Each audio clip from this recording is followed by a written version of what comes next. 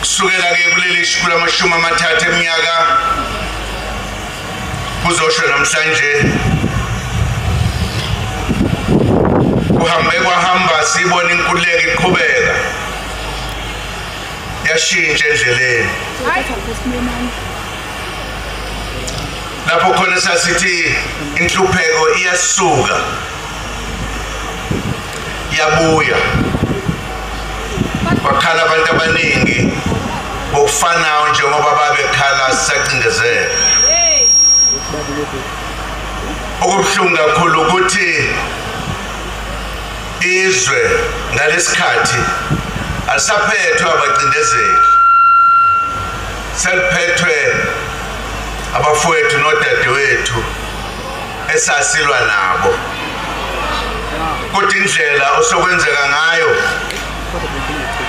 yangabe